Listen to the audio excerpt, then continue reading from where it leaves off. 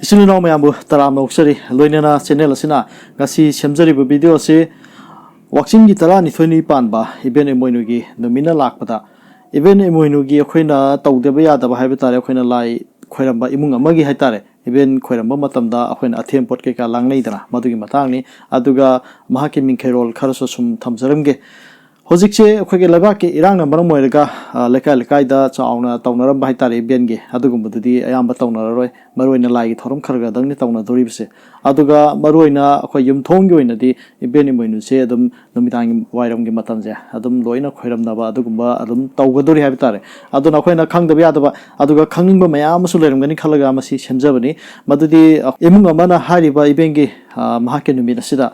अखोगी अथेम पोट के का लांगजदन खोतन तौगदोरि बिजा मसिदा खोइने चांगदब यादब हाइतारे खरा सुम खंगिंग मयाम लेरम गदौब माले अदुना वीडियो से लखचबनी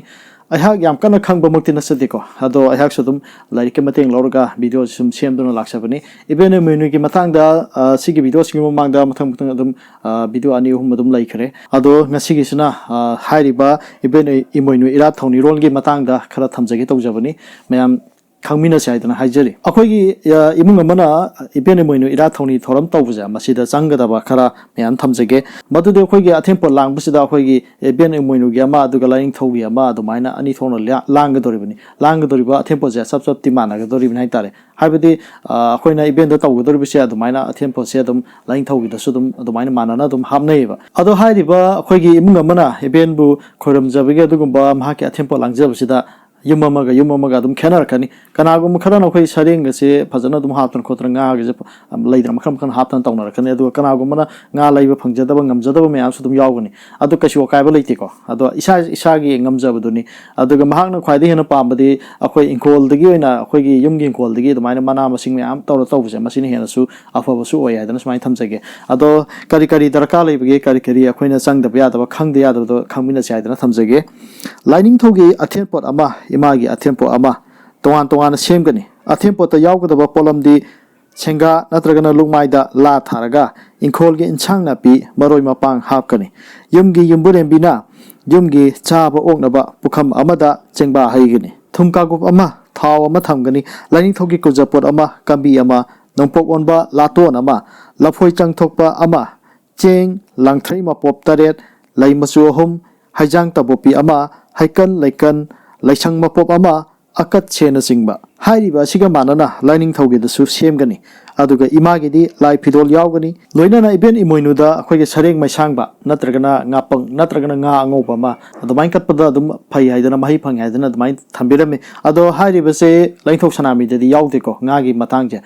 मागीदी अथेंपोर ngसाइगी मना मसिंग कैका अदुगुमबदुनी अदु ngaगुमबदी लाइथोक सनामीददी कत्तेको अदुनी अदुमा थमजगे लोइनाना चेंगफुदा चेंगथनना हाइदुना हाइकत लेकत तमगनी तुंगा फनेनि सिंगबा यावना माइरा थानगनी मेक्रुक थादुना इरा थौनीगनी सुमाइना हाइबिरमिको अथेंपोर के मता अखोई लाई कटपदा संगदबा मसा खरानी मसिदिगे अहेन हापसिनबदुदी कशु अकाइबा लैते हाइदना सुमाइ थमजगे मदुदि अखोई मना मसिंग इंगोल द होबो खोपा लैदना सिगुंबा अवारापा कुबी गुंबा कै होजिक मतांग हाइतरको आलू गुंबा कैगुंबा मयाम अदुम हजि अथेंपोर से बाल सेमदैदना सि अदुम कशु काइदि हापसनबा अदुगा लोइनाना अहाना थमजरंग दोरिबसे मिंखैरोन हाइबा तारे अखोइगी खोइरंबा मतमदा इबेंदा करी हाइर खोइरंगदगी हाइबगी मतांगनि अदो अहाना सिसु थमजद्रिकाउंदा आइना हाइजनिंगबदि लाई खोइरंबाइसे आइगी थमोइदगी थोरकपा वाहिदुना अदुम खोइरंबदा बाहि अदुम फंगनि हाइदना थमजगे अदुमकपो थाइनदगी अहलमन सिंगना सुमाइना इबेनि मोइनुगिदा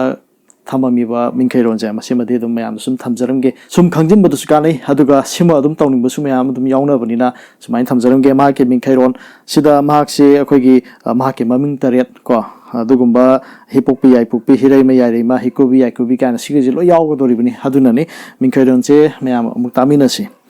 हे इमा लैमरेन लैपुनबी लैमरेन सायोन ओइरिबी अचि तत्तबी अखोंग कंगदबी इमोइनु अहोंग अचाउबी तरा चांगनिंग खागना चाकछौबी वांगलै येनिंग खागना येनछौबी वायन वानोम थौरांगी होयेन लांचेंग साफाबी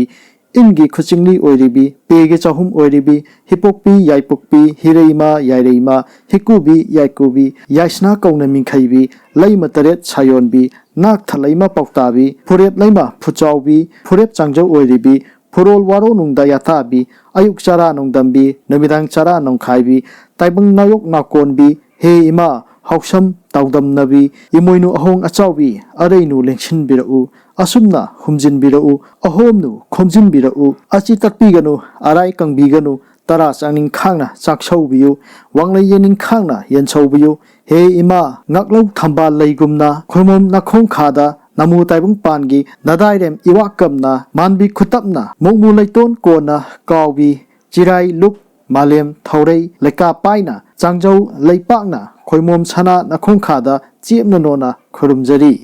ꯑꯁꯨꯝꯅ ꯑꯩꯈꯣꯏꯒꯤ ꯃꯤꯡꯈꯩꯔꯣꯟꯁꯦ ꯁꯨꯃꯥꯏꯅ ꯄꯤꯔꯝꯃꯤ ꯑꯗꯣ ꯁꯤꯒꯤ ꯃꯤꯡꯈꯩꯔꯣꯟꯒꯤ ꯃꯇꯥꯡꯁꯦ ꯃꯁꯤꯒꯤ ꯑꯩꯍꯥꯛꯅ ꯄꯥꯕꯁꯤꯗ ꯈꯤꯇꯪ ꯈꯣꯜꯂꯩ ꯈꯣꯟꯗꯥꯗ ꯈꯤꯇꯪ ꯈꯦꯠꯅꯕ ꯑꯗꯨꯝ ꯌꯥꯎꯔꯅꯤ ꯑꯔꯨꯝ ꯃꯌꯥꯡ ꯈꯔ ꯑꯗꯨꯝ ꯌꯥꯎꯈ꯭ꯔꯦꯀꯣ ꯑꯗꯣ ꯉꯥꯛꯄꯤꯒꯅꯤ ꯑꯗꯣ ꯍꯥꯏꯔꯤꯕ ꯃꯤꯡꯈꯩꯔꯣꯟꯁꯦ ꯃꯁꯤ ꯑꯩꯒꯤ ꯗꯤꯁꯀ꯭ꯔꯤꯞꯁꯟꯗ ꯍꯥꯏꯇꯥꯔꯦ ꯁꯤ ꯑꯗꯨꯝ ꯏꯊꯣꯛꯑꯒ ꯑꯗꯨꯝ ꯊꯝꯕꯤꯔꯝꯃꯒꯦ ꯍꯥꯏꯗꯅ ꯍꯥꯏꯖꯔꯤ ꯗꯔꯀꯥꯔ ꯂꯩꯕꯁꯤꯡꯗꯣ ꯑꯗꯨꯗꯁꯨ ꯑꯗꯨꯝ ꯆꯪꯉꯒ ꯌꯦꯡꯕꯤꯌꯨ ꯍꯥꯏꯗꯅ ꯍꯥꯏꯖꯔꯤ ꯑꯁꯨꯝꯅ ꯑꯩꯈꯣꯏꯒꯤ ꯏꯕꯦꯟ ꯏꯃꯣꯏꯅꯨꯒꯤ ꯏꯔꯥꯠ ꯊꯧꯅꯤ ꯊꯧꯔꯝꯒꯤ ꯃꯇꯥꯡꯗ ꯑꯩꯈꯣꯏꯅ ꯈꯪꯗꯕ ꯌꯥꯗꯕ ꯈꯔ ꯍꯥꯏꯇꯥꯔꯦ ꯑꯩꯈꯣꯏ ꯅꯨꯄꯤ ꯑꯣꯏꯕꯤꯁꯤꯡꯅꯗꯤ ꯑꯩꯈꯣꯏ ꯑꯊꯦꯟꯄꯣꯠ ꯁꯦꯝꯕ ꯈꯣꯠꯄꯁꯤꯗ ꯀꯔꯤ ꯀꯔꯤ ꯍꯥꯞꯄ ꯗꯔꯀꯥꯔ ꯂꯩꯗꯣꯏꯅꯣ ꯀꯔꯤ ꯀꯔꯤ ꯀꯃꯥꯏꯅ ꯇꯧꯗꯣꯏꯅꯣ ꯍꯥꯏꯕꯁꯦ ꯆꯃꯝꯅꯕ ꯍꯥꯏꯇꯥꯔꯦ ꯍꯪꯐꯝꯁꯨ ꯂꯩꯇꯕ ꯑꯗꯨꯒꯨꯝꯕ ꯊꯤꯐꯝꯁꯨ ꯂꯩꯇꯕ ꯃꯌꯥꯝ ꯂꯩꯕ ꯃꯔꯝꯅ ꯚꯤꯗꯤꯑꯣꯁꯤ ꯂꯧꯈꯠꯆꯕꯅꯤ ꯑꯗꯣ ꯃꯤꯡꯈꯩꯔꯣꯟꯒꯤ ꯃꯇꯥꯡꯁꯤꯁꯨ ꯑꯩꯈꯣꯏꯅ ꯈꯔ ꯈꯪꯖꯔꯒꯗꯤ ꯄꯨꯂꯞꯁꯤꯃ ꯍꯥꯏꯗ꯭ꯔꯒꯁꯨ ꯑꯩꯍꯥꯛꯅ ꯆꯤꯟꯐꯥ ꯄꯨꯖꯕ ꯈꯔ ꯑꯗꯨꯝ ꯍꯥꯏꯕꯗꯤ ꯀꯩꯁꯨ ꯀꯥꯏꯗꯦ ꯍꯥꯏꯗꯅ ꯁꯨꯃꯥꯏꯅ ꯊꯝꯖꯒꯦ ꯊꯃꯣꯏꯗꯒꯤ ꯅꯤꯕꯤꯌꯨ ꯊꯃꯣꯏꯗꯒꯤ ꯅꯤꯡꯕꯤꯌꯨ ꯑꯗꯨꯒ ꯍꯥꯏꯔꯤꯕ ꯈꯣꯏꯔꯝꯕꯁꯤꯗ ꯑꯗꯨꯝ ꯂꯩꯕꯥꯛꯀꯤ ꯃꯔꯥ ꯏꯪ ꯇꯞꯅꯕ ꯍꯥꯏꯇꯥꯔꯦꯀꯣ ꯁꯤꯃꯁꯨ ꯑꯗꯨꯝ ꯏꯃꯨꯡ ꯈꯨꯗꯤꯡꯒꯤ ꯑꯗꯨꯝ ꯈꯣꯏꯔꯝꯕꯗ ꯌꯥꯎꯕꯤꯌꯨ ꯍꯥꯏꯗꯅ ꯁꯨꯃꯥꯏꯅ ꯊꯝꯖꯒꯦ ꯉꯁꯤꯒꯤ ꯚꯤꯗꯤꯑꯣ ꯌꯦꯡꯕꯤꯔꯤꯕ ꯏꯆꯤꯜ ꯏꯅꯥꯎꯁꯤꯡꯕꯨ ꯆꯦꯅꯦꯜ ꯑꯁꯤꯅ ꯊꯥꯒꯠꯄ ꯐꯣꯡꯗꯣꯛꯆꯔꯤ ꯚꯤꯗꯤꯑꯣ ꯑꯁꯤꯅ ꯈꯔꯗ ꯑꯣꯏꯔꯁꯨ ꯀꯥꯟꯅꯕꯤꯕ ꯂꯩꯔꯒꯗꯤ ꯚꯤꯗꯤꯑꯣꯁꯤ ꯂꯥꯏꯛ ꯑꯃꯃꯝꯇ ꯑꯣꯏꯁꯨ ꯅꯝꯕꯤꯔꯝꯃꯨ